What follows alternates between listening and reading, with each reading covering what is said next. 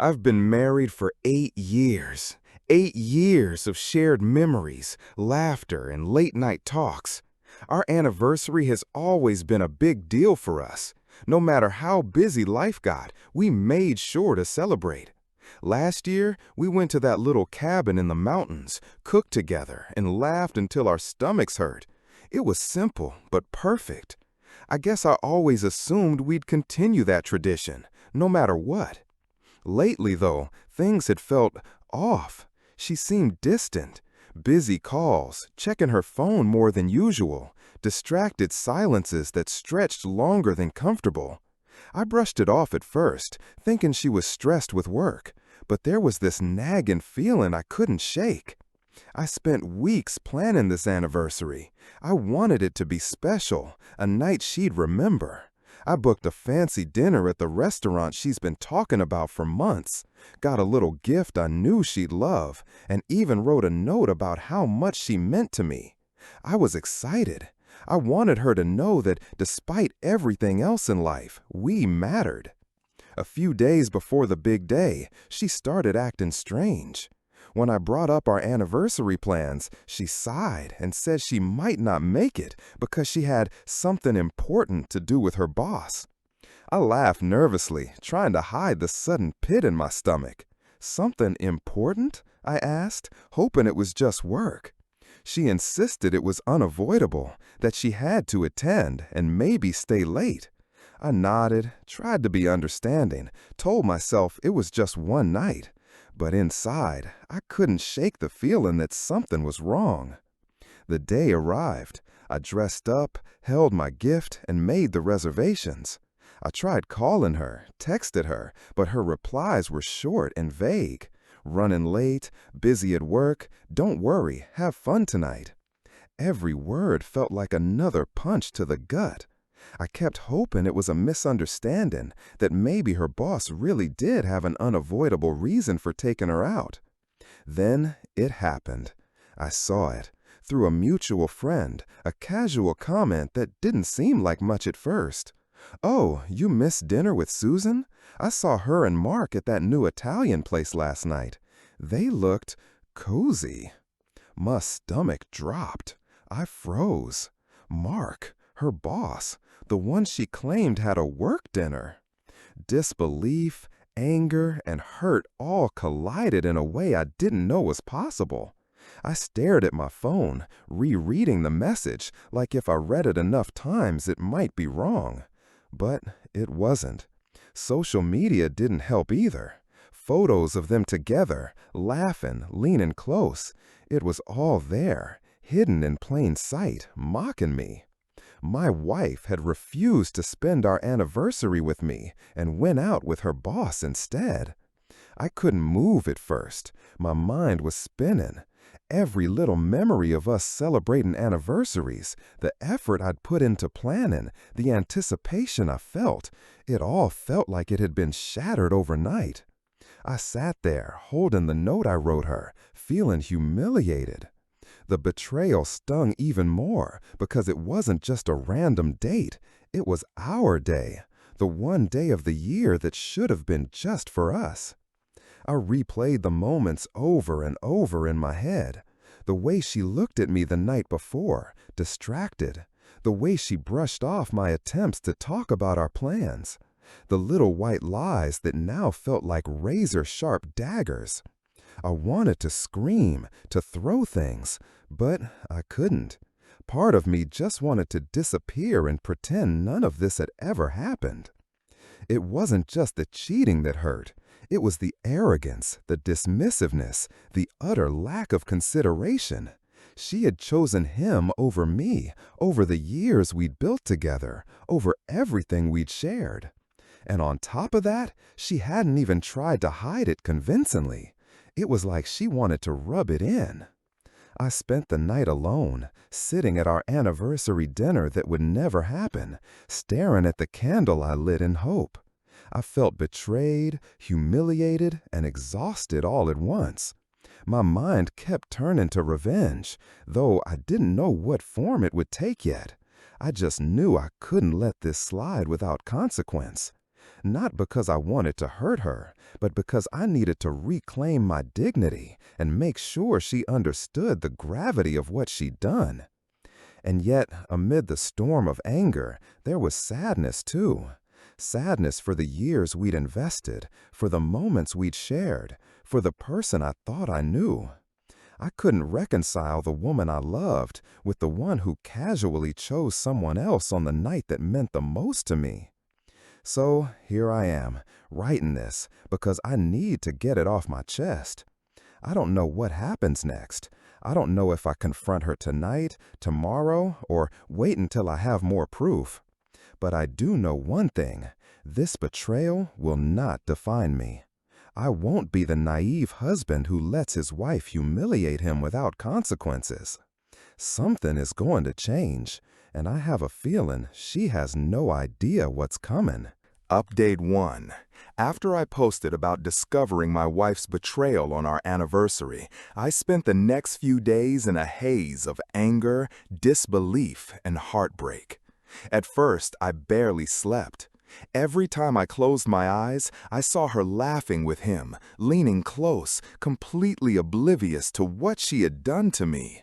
I felt humiliated, like our entire marriage had been a performance I didn't even know I was part of. I called one of my closest friends and spilled everything. Normally, I'm not the type to talk about private matters, but this time I needed someone to listen. I wanted perspective, maybe even validation. He listened quietly, then finally said, "You deserve better than this, and if she thinks she can get away with it, she's dead wrong." Hearing that didn't make the pain disappear, but it lit a tiny spark of resolve inside me.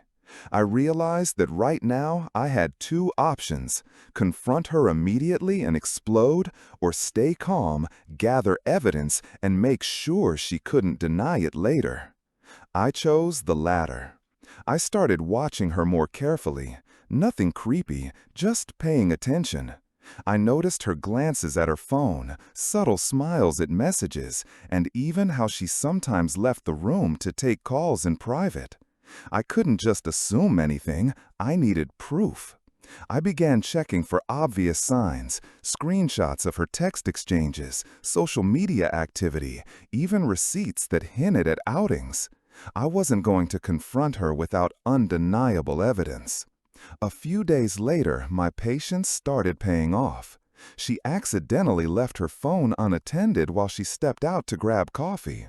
I know, it's a gray area, but at that moment, I felt like I needed to know the truth for myself. The messages I found were worse than I imagined. Flirty texts, inside jokes meant only for two people, hints at secret dinners. It was all there. My heart sank, but at least now I had clarity. I wasn't losing my mind. This wasn't paranoia. At the same time, I tried to keep up appearances. I stayed calm around her, even cheerful, because I knew the moment I let anger show, she would retreat into denial or guilt. I didn't want her to suspect I knew everything yet. There's a strange power in appearing composed while the other person has no idea you've uncovered their lies. It gave me a small sense of control in a situation that had otherwise felt chaotic. Even so, I wrestled with the dilemma. Should I confront her now when I had proof, or wait until the perfect moment for maximum impact? My mind went back and forth. If I confront her immediately, I might get some satisfaction in seeing her squirm, but would it really give me the closure I needed? Or would it just be a short-lived release, leaving me with the same pain? I decided to wait, to let her arrogance and carelessness build more evidence against her. And she did not disappoint. Over the next week, she became careless. Little things slipped, messages left open on her screen, stories tagged on social media that hinted at her working dinners, receipts that didn't add up. Each mistake was like fuel to a fire. I cataloged everything: screenshots, photos, dates, times. It became almost clinical, like gathering evidence for a case. But emotionally, it was anything but. I was hurting, yet there was this quiet satisfaction in knowing that eventually the truth would hit her harder than any confrontation I could stage in a fit of anger. As I watched her, I also began thinking about how I would respond. I didn't want this to be just a private spat. I wanted her to feel the impact of what she had done, to understand that betrayal comes with consequences. I started imagining scenarios, a calm, undeniable reveal of all the evidence, perhaps with witnesses she respected, maybe even in front of her friends or family. I wasn't looking to humiliate her for the sake of cruelty. I wanted justice. I wanted her to see the reality she created. Meanwhile, she seemed oblivious. Every time she smiled at a message, laughed at a call, or bragged about work outings, I could feel the tension building inside me. She was walking around thinking she had everything under control, while I quietly built a case that would eventually hit her like a freight train. I couldn't help but feel a grim sense of satisfaction watching her arrogance turn into carelessness. There were moments of doubt, too. I questioned whether I was letting anger consume me, whether revenge was really worth it. But then I remembered the look on her face when she told me she couldn't celebrate our anniversary because of work. The dismissal, the callousness, the blatant choice of him over me. That alone was enough to justify every careful step I was taking. I started dropping subtle hints, too, testing her reactions. Little comments about honesty, fidelity, or relationships. She didn't catch on. She just laughed them off or nodded absently. It was like she was daring me to confront her, unaware that I already had all the cards. The irony wasn't lost on me. By the end of the week, I had compiled a detailed record, screenshots of inappropriate messages, photos of dinners and outings she'd taken with her boss, social media posts, and even witness statements from colleagues who had noticed them together. I wasn't rushing anymore. I was calm, collected, and ready to strike at the perfect moment. The anticipation was electric. I felt a strange mix of hurt, rage, and exhilaration. Every careless smile, boastful message she sent was adding layers to the story I was preparing to reveal. I kept reminding myself, I wasn't the person who was going to cry or plead. I was going to show her, calmly and irrefutably, the reality she had created. And deep down, I knew one thing. She had no idea this was coming. She thought she was untouchable, untarnished, and free to do as she pleased. Soon, that illusion would be shattered. And when it was, the look on her face, the disbelief, the shame, the panic, would be worth every sleepless night I'd spent gathering proof. For now, I wait. I keep up appearances. I smile, I joke, I carry on as if I'm oblivious. But behind the calm exterior, the storm is gathering. Every careless move she makes, every arrogant smirk, every laugh with him is just another piece of evidence. And soon, very soon, she will realize that I'm not just hurt. I'm in control. The calm before the storm has never felt more satisfying. Final update. It's been a week since I realized the extent of my wife's betrayal. I spent those days carefully gathering evidence, watching her slip further into carelessness, and building a clear picture of what had really been going on. I wasn't angry anymore in the frantic, panicked way I had been at first. Instead, I felt sharp, calculated, and focused. I knew the moment for confrontation had arrived, and I wanted it to be definitive. I started by asking her to sit down with me that evening. I kept my voice calm, almost casual, like I was discussing something mundane. I didn't yell, I didn't cry, I didn't beg. That would have been giving her the satisfaction of watching me crumble. "I think it's time we talked about your work dinners," I said. She raised an eyebrow, confused. "What do you mean? You're overreacting." I leaned forward, keeping my tone neutral. "Actually, I think you'll want to see this." Then I laid it all out. Screenshots of her texts, photos of her dinners with her boss, messages she thought were private, even posts on social media she hadn't considered. I had organized everything, chronological and clear. No ambiguity, no room for denial. Her face went from confusion to disbelief in seconds. This isn't real," she stammered. It's not what it looks like." I didn't argue. I didn't react emotionally. I let her words hang in the air like smoke. "It is what it looks like," I said simply. "Every text, every photo, every word. I've seen it all." I could see the arrogance draining from her face, replaced by panic. She had thought she was untouchable, that her secret was safe. She had counted on my ignorance, on my patience, and now every assumption she had made was collapsing.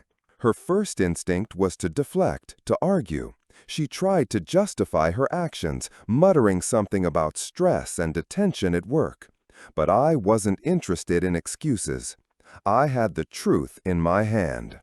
"You made your choice," I said quietly. "On our anniversary, you chose him. You chose your ego, your flirtation over the years we built together. And now there's no undoing it." The moment was electric. She realized that the power she thought she held over me was gone. She was vulnerable, exposed, and I was calm. The irony was delicious. She had acted with such confidence, assuming she could manipulate or hide things forever. And now she was unraveling in front of me. I took it one step further. I had invited a mutual friend, someone she trusted and often confided in. I didn't announce it beforehand. She had no idea. As we went through the evidence together, her friend's shocked silence spoke volumes. For someone so arrogant and self-assured, suddenly having a trusted ally witness the truth was devastating. The betrayal wasn't just between us anymore. It was public, undeniable, and humiliating. Her reaction was a mix of anger, guilt, and disbelief. She tried to storm out, tried to plead, but there was no escape. She had underestimated how precise I had been, how patient, and now the consequences were inescapable. She wasn't just exposed, she had lost credibility, trust, and control. Every relationship she had counted on to protect her ego had shifted. The arrogance that had guided her behavior had finally backfired. I stayed calm throughout. I didn't yell, I didn't insult, I just presented the facts, let her reactions speak for themselves, and waited. In those moments, I realized how empowering it was to be in control of my own narrative, to define the terms of this confrontation on my own. I wasn't a victim anymore. I was the arbiter of justice. When it was over, I made my decision clear. This is not something I can forgive. I can't continue a marriage built on lies, betrayal, and disrespect. I'm filing for divorce. That's final. She tried one last time, pleading, crying, guilt-tripping, but it was too late. Her attempts to manipulate me failed. I was steady, resolute, and unshaken. I had accepted that some things can't be repaired, no matter how many apologies are offered. Trust, once broken this severely, cannot be rebuilt overnight. The aftermath was bittersweet. I filed the papers and the process began. She was left to deal with the consequences of her choices. I won't lie, the sense of justice and relief was immense. I had taken back control of my life, refused to be humiliated, and exposed the truth for everyone to see. And in doing so, I also reclaimed my self-respect. But amid the satisfaction, there was sadness too. I mourned the years we spent together, the good moments that now felt tarnished by betrayal. It hurt to know that someone I loved could act so callously, to recognize that those shared experiences were overshadowed by deception. Yet, I also felt something lighter: freedom, clarity, and an opportunity to start anew. Since then, I've begun focusing on myself. I'm reconnecting with friends, pursuing personal interests, and rediscovering parts of myself I had neglected. I've even started dating again, cautiously, but with optimism. I've learned to value honesty, integrity, and respect in ways I hadn't fully appreciated before. This whole ordeal has left me stronger. I've realized that betrayal, while painful, can be transformative if you handle it with clarity and patience. I didn't stoop to screaming matches or public shaming. I stayed calm, collected, and methodical. I let the evidence speak louder than any outburst ever could. And in doing so, I proved something important.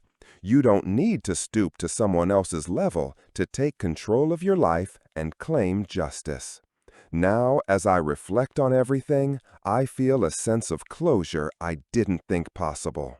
She lost respect, credibility, and my trust. I lost nothing that truly mattered. I gained clarity, empowerment, and the knowledge that I can protect myself from anyone who underestimates me. The storm is over. I've endured the worst betrayal I've ever experienced, faced it head-on, and emerged not only unbroken, but stronger. And that, in the end, is the victory.